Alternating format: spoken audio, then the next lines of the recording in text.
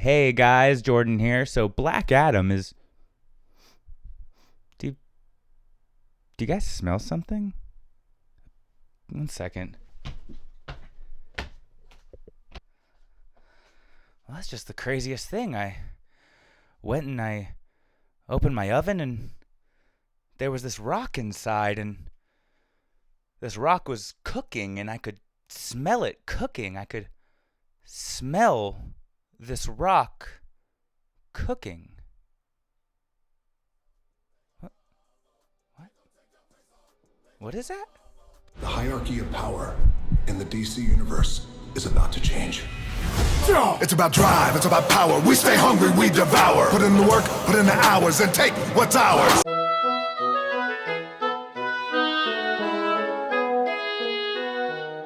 Black Adam is the newest film in the, let's just call it, troubled DC cinematic universe.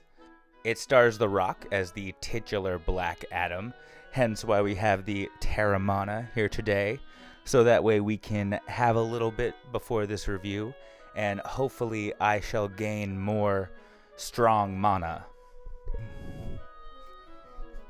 I don't drink. Oh shit. Oh, it pops out. Alright, let's try this.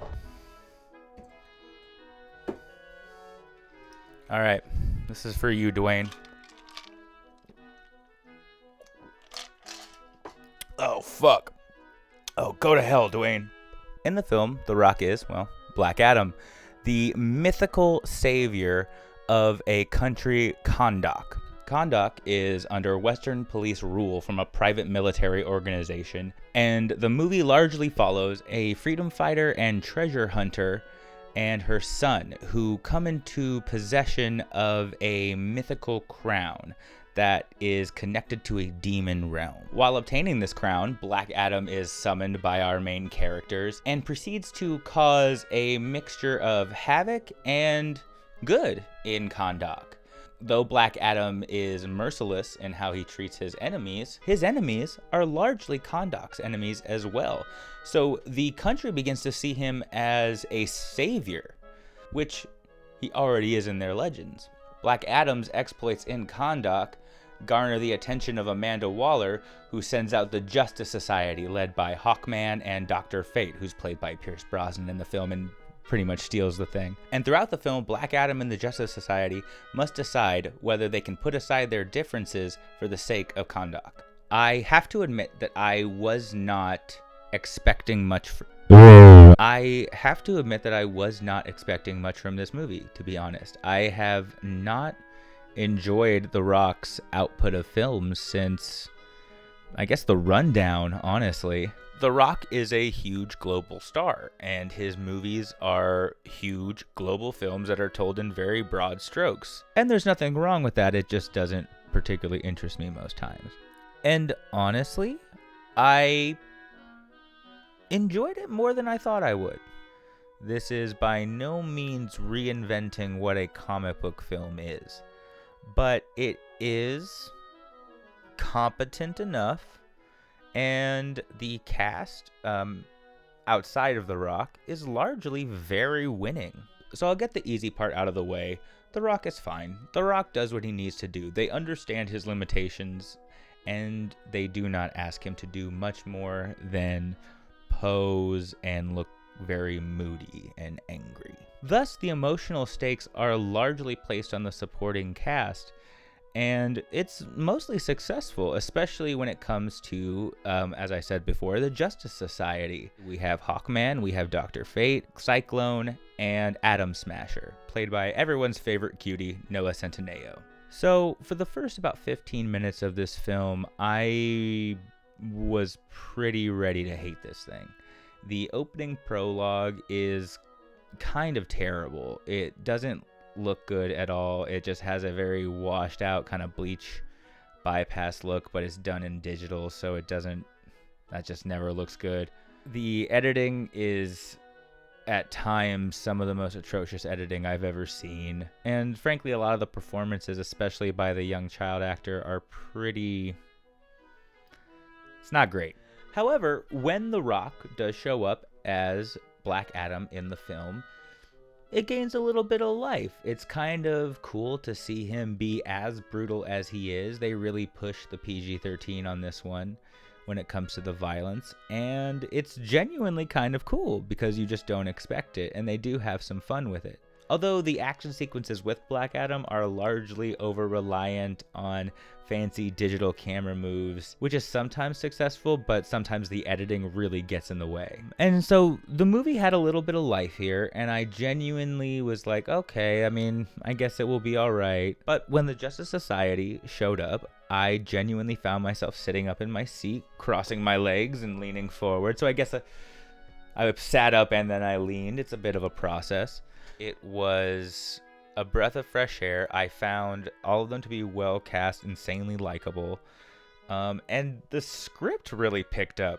Like, frankly, when it was a Justice Society movie, like, I kind of just wanted it to be that. And every time it reminded me it was a Black Adam movie, I was a little disappointed, to be honest.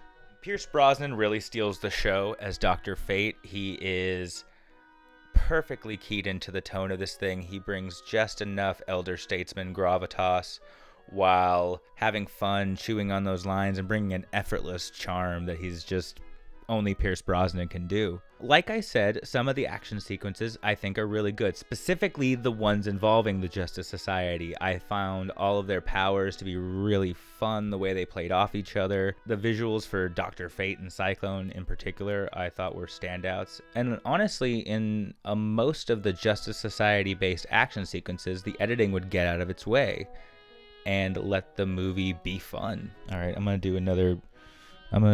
I need more strong mana.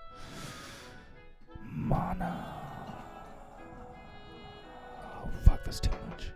Alright, this is, shit. Alright, I don't know if I can drink this whole thing. Oh, fuck no. Fuck that. Oh, fuck you, Dwayne. You might notice how much this review sounds like it's for a film called Justice Society and not Black Adam. And honestly, I kind of just wish that I was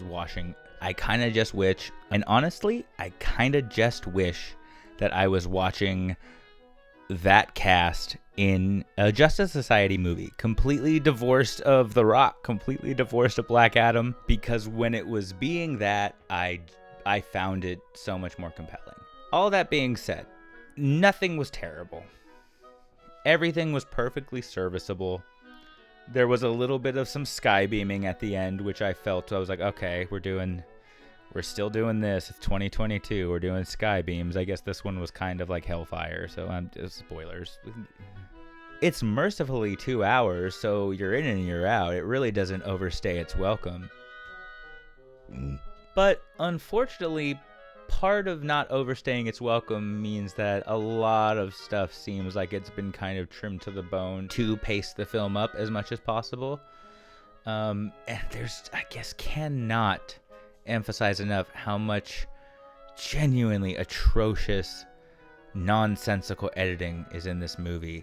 And sometimes the movie is competent, so it really stands out when it starts going hog wild. I'm curious to see if this does really well or not. I don't know where they go forward with Black Adam. It does seem like the best thing to do is to make him a supporting character. I mean, he's basically a supporting character in his own movie. I just hope we see more of the Justice Society. I really liked them. So, I'm sorry, Dwayne. I know you've been trying to be this character for 47 years, but you were fine.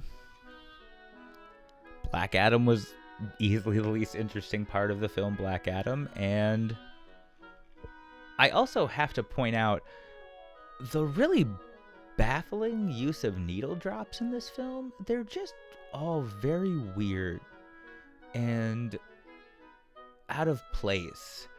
And it's not like something as bad as, say, the way Suicide Squad, you know what I'm talking about. But they're just very odd, and they never feel like they enhance the scene. It just seems like they just shoved that song in there. You get in there, song, get in, get. So yeah, was fine. I would give it like a. Honestly, if it was just the rock, if I'm just judging the rocks, part of the movie, I'd give it like 4 out of 10. But everything with the Justice Society, the cast, the action sequences, the way they utilize them, and Pierce Brosnan. Fuck it, Pierce Brosnan jumps this up to a 6. Love you, Pierce. Call me.